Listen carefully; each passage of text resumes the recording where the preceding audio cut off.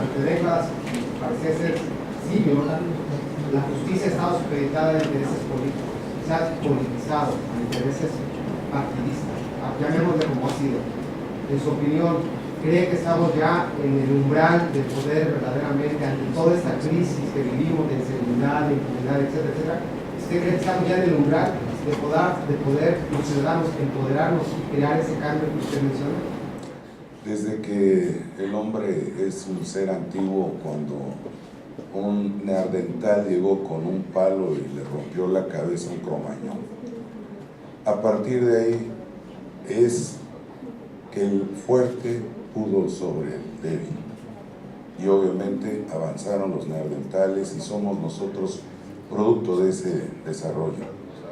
Desde que los vikingos invadieron Inglaterra, dominaron sobre 400 años, hicieron lo que quisieron en Inglaterra, y los ingleses son más normandos que ingleses propiamente. Desde que se tomó la Bastilla y Napoleón ganó, pues se hizo el Código Civil, que es el que nos rige a nosotros. No lo escribió el que perdió, que ese es el punto.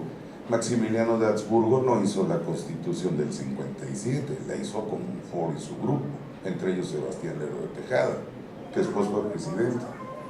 Por aquellos que no saben por qué se llama Parque Lerdo, era jalapeño, para honor, vaya. El problema del derecho, que lo verán ustedes después con la ponencia de nuestro amigo el magistrado, es en el sentido de que el poder es el que tiene, el que maneja el poder es el que tiene la posibilidad de hacer el derecho. El derecho no nace de nosotros, los pobres, nace de aquellos, los ricos, y parece o novela de la Verónica Castro o película de Pedro Infante. Pero el planteamiento sustancial así es. Siempre el poder va a nacer de aquellos factores que siempre ejerzan esa hegemonía sustancial. Aquí no podríamos hablar, obviamente, de que exista más marcada deficiencia en los códigos penales nacionales y de Veracruz, cuando alguien se puede robar 4.500 millones de pesos y le fijan una fianza de menos de 60,000 y lo condenan a 9 años de prisión.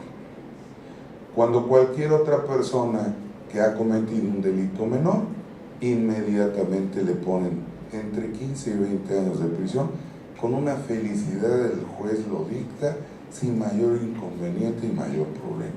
Entonces, la legislación en el ámbito de los delitos cometidos por los servidores públicos está toda hecha a su favor. El planteamiento es que el poderoso es el que manda. Los ingleses no perdían en el fútbol porque ellos fueron los que hicieron las reglas del fútbol. Otra pregunta, por favor. Allá. Abogado, yo quiero... Pluma afín. Pluma afín. Sí, así nos critican a nosotros por la amistad. Dime, Leti. Oye, abogado, justo hace unos minutos, aprovechando el foro, Reyes Peralta, también abogado Reyes Peralta, acaba de presentar una denuncia en contra del fiscal general Joaquín Winter, del que acabas de hablar hace unos minutos, y también del fiscal anticorrupción, y también en contra del fiscal de personas desaparecidas, esto por el delito de tortura, por delitos de lesa humanidad. ¿Qué opinión te merece esta denuncia que acaban de presentar estos abogados? Creo que gran parte del concepto es que hay mucho de escena política y mucho de escena jurídica. Es más la política la que reina, pero sustancialmente sí ha existido negligencia por parte de la Fiscalía General del Estado, no solamente el asunto de Solecito, no solamente los asuntos de las diferentes muertes que han habido en el estado de Veracruz, que no se han analizado, o sea, nada más se dedicaron a hacer una agencia de cobranzas. O sea, la Fiscalía se puso a cobrarle a todos los del pasado, y obviamente el planteamiento sustancial es de que ellos sí han cometido sí existe la posibilidad de que hayan cometido ellos ese tipo de delitos en la Fiscalía General, porque bueno, se despacharon como quisieron en 2 años y no han entendido que hasta hoy, y yo espero que hoy la legislatura finalmente los invite a pasar a ser de la Reserva Nacional de Talentos, si es que algún talento tienen ellos, hacer el planteamiento. ¿Sí podrían proceder estas denuncias? ¿No serán? Sí pueden proceder estas denuncias, sí, claro, pero así como nos decían de Solecito, presentas la denuncia y te tardas 3 meses para que te hagan caso. Ellos ya no tienen 3 meses, pero obviamente hay que insistir. Nosotros debemos, la exigencia social es que nosotros, y el motivo de esto es que nuestro ámbito de democracia significa que nosotros, si bien es cierto, no votamos por el fiscal general, sí votamos por un gobernador. Y la exigencia es que si no podemos exigirle a un fiscal general que haga su trabajo, sí le podemos decir a un gobernador que no está haciendo su trabajo. El Congreso, a través de Morena, pues una de las consignas que tienen ahora que acaban de tomar protesta es la de la destitución del fiscal. ¿Legalmente se puede? Esa es una buena pregunta, me lo hubieran hecho. Gracias, Leti. Por ahí salieron con una sangronada de que el nombramiento del fiscal general es por 9 años y que del fiscal anticorrupción era de 9 años también. Y les juro de 5.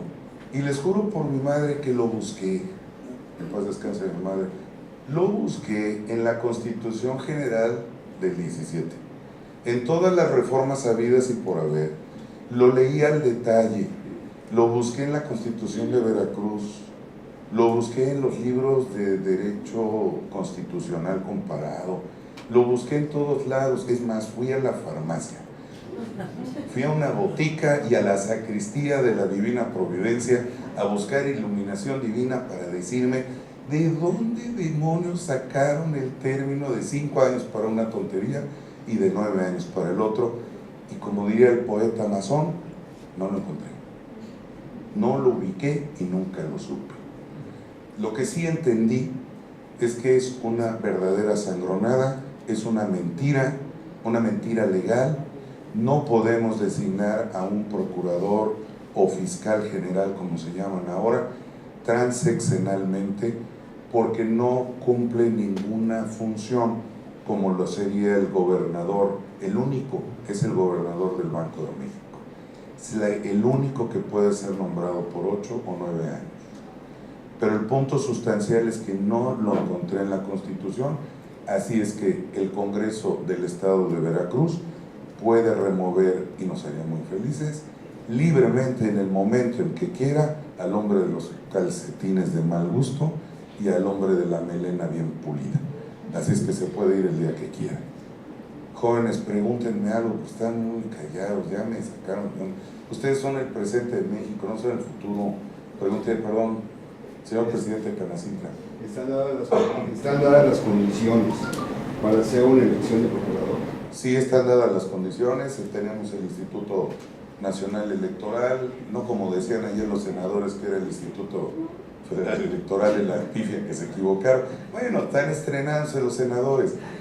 Entonces dice Ricardo Huet que él no participó en la redacción, pero bueno, sí están dadas las condiciones, la ley electoral actual funcionaría para elegir al fiscal general, lo que faltaría serían las reglas para poderlo determinar, pero no hay una posición que sea contraria más que rescatar en esta actualidad lo que era la legislación anterior, y ahí podría hacerse la posibilidad.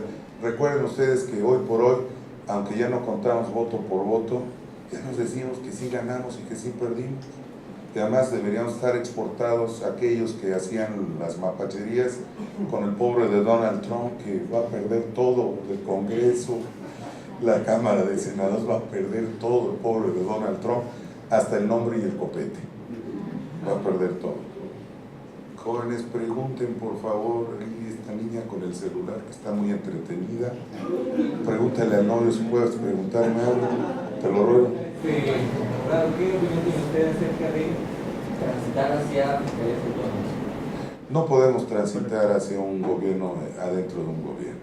Esas cosas fueron puestas, hubo un individuo que era inteligente, el tipo Arsenio Farrell. Y entonces a él se le ocurrió una cuestión política en el 80 y algo. De frente de la Madrid para presidente decía, y era alto la corrupción, y vamos a inventarnos un gobierno adentro de un gobierno que va a ser la Contraloría. Una posibilidad. No tenemos, hay tres sistemas, ahorita que hablábamos del sistema anticorrupción, está el sistema civil, el sistema político, está la Contraloría, una Contraloría ciudadana, el órgano superior de fiscalización, el órgano de fiscalización. Ya no puedes ser funcionario público, tienes como 7 entidades que te van a revisar si puedes hacer las cosas. Imagínense ustedes la preocupación, yo fui empleado de la Procuraduría de Justicia, con el lapicero en la mano y si firmo, y si violo algún reglamento de la Contraloría cuando firme, y si no firmo, y si violo una normatización del órgano de fiscalización. No, los gobiernos no pueden estarse auditando a sí mismos, y las fiscalías que estarían separadas no servirían absolutamente para nada. El imperio es lo que importa, el imperio te lo da la Constitución, y la Constitución dice que nuestros sistemas políticos funciona en Francia, que no es muy diferente del sistema, el derecho criminal francés no es muy diferente al mexicano, tampoco es muy diferente ahora el procedimiento en Estados Unidos ni el procedimiento de Inglaterra, no son tan diferentes, somos muy parecidos en este engendro mutante ninja del proceso penal acusatorio a lo canadiense, ahí sí nos parecemos, y entonces nosotros no podríamos participar de una fiscalía ciudadana o una cuestión particular de naturaleza civil, no podríamos trabajarlo así. Sin embargo, obviamente, los juicios en Canadá son juicios serios, aquí parecen ser los juicios de 3 patines y bueno, salvo condición de mejorarlos. Entonces, diría alguien, no habiendo más preguntas que decir, la señorita no le preguntó al novio si me podía preguntar algo, está entregada con su celular. Licenciado, ¿nos podríamos ampliar ese término de lesa humana? ¿Se podría aplicar realmente a los fiscales y operantes de este estado? ¿Cómo sería el procedimiento? Porque también hay organismos internacionales que no han regulado, y ¿cómo se aplicaría aquí en México ese? Dije que había una parte que era política y una parte jurídica. La lesa humanidad, bueno, Idi Amin, a él se le podría aplicar, y son delitos así. Se le podría aplicar a cualquiera de los que formaban parte del grupo de Goebbels de Hitler, inclusive algunos del Apartheid y algunos en Mississippi o Alabama en los años finales de los 50, principios de los 60. Hay acusaciones, voy a ser muy delicado con esto que les voy a decir. Se pusieron a decir la Fiscalía General de desaparición forzosa de personas y que habían llegado con una camioneta. Voy a ser muy técnico jurídico y quiero que me lo entiendan, sí, porque luego no me lo comprenden.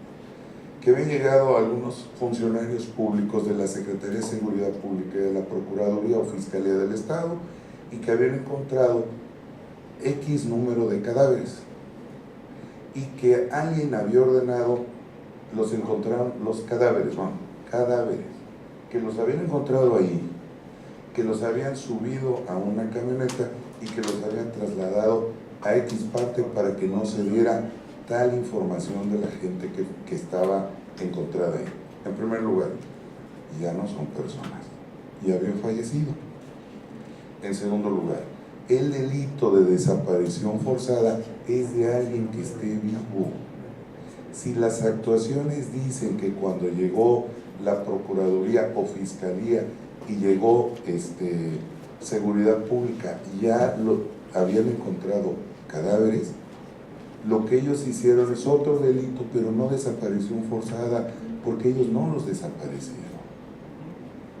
Ellos no hay prueba de que ellos los mataron. Para efectos públicos, meter a la cárcel a una gente tan profesional como el doctor Aguirre Garza, que es una gloria nacional de la medicina forense y que esté ahorita en la cárcel, es un absurdo. No solamente es una tontería, es un absurdo. Entonces, las definiciones de los delitos han estado equivocadas porque la gente que las aplica también está equivocada, algunos desde que nacieron. Entonces el planteamiento hay que ser muy claro. Yo no estoy en contra de las asociaciones y todo, pero no ese es el delito.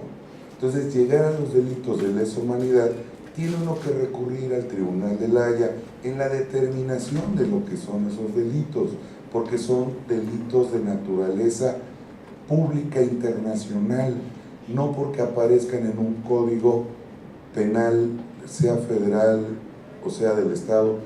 No, tiene que ser la armonía jurídica con lo que establece en todo caso la legislación internacional, porque son de las poquitas cosas que maneja la legislación internacional como delito, porque ellos son los mismos que lo juzgan. Por consecuencia, un juez de control, que son de primera instancia, como siempre fueron los jueces, en materia penal, carece de facultades legales para poder determinar ese delito, porque el tipo penal es un tipo penal universal y no del Código Penal de Veracruz y mucho menos del Código Nacional de Procedimientos, o como se llame la cosa. ¿Lo mismo aplicaría para el término genocidio? Exactamente es lo mismo, lesa humanidad es genocidio. Es exactamente, lo que pasa es de que hay que recurrir a la lectura de algunos documentos internacionales para entender cuáles son los catálogos que están en ese concepto. Son actitudes genocidas que tienen una naturaleza propia, jamás prescriben, jamás prescriben. Tendríamos que recurrir a las instancias internacionales para que ellos nos definan si en Veracruz de los últimos 20 años hubo un genocidio. Ellos son los que tienen la autoridad jurídica para definirlo. Lo primero que tenemos nosotros que leer son exacta y precisamente los elementos de los delitos de genocidio. Y una interpretación correcta jurídica nos daría la oportunidad de entender fundamentalmente si es una actividad genocida o no. Porque no podemos comparar el desarrollo, de repente nos equivocamos. Nosotros no vivimos con Javier Duarte un mundo como con Idi Amin, o con alguno que sea más cercano. Ustedes recuerden el que ustedes quieran. Mucho se dijo de Fidel Castro, y Fidel Castro no tuvo mayor problema, nunca lo pudieron atacar por genocidio, ¿sí? Y hubo gente, dictadores, con un ejercicio increíble del desarrollo de su poder, que nunca pudieron ser genocidas. No hubo manera que se los acreditaran, se los probaran. Sí, Idi Amin, sí, por supuesto. Hitler, sí. Pero hay que ver los elementos y la descomposición técnica del delito para entender perfectamente si es una actitud genocida o no. En un concepto genérico, yo les puedo decir, sin necesidad que vayamos de paseo podemos ir a Austria o a Alemania a tomar cerveza. Tengo una pieza que quiero comprar de un carrito que tengo alemán, no vayan a pensar que es un Mercedes, es un bocho, pero me dan ganas de ir a comprar a Alemania para poder. Pero la consulta sustancial es leerlo, hay que leerlo si la actividad fue genocida. Nosotros no vivimos en un gobierno dictatorial, totalitario, nada en lo absoluto. Juan Jacobo Rousseau, nada más tomando un tema de esta parte, él escribe el contrato social porque Luis, el rey de Francia, se dice que es el rey sol, y entonces se siente demasiado lleno y crea el absolutismo completo. Y en el contrato social Juan Jacobo Rousseau lo único que le dice es que sea absolutista, pero que busque a la república, que nombre un congreso. Ese es el punto sustancial. Entonces, los abusos de poder siempre tienen un intermedio, y en este caso nunca ha habido una posibilidad de que se establezca como genocidio. No existe jurídicamente esa forma.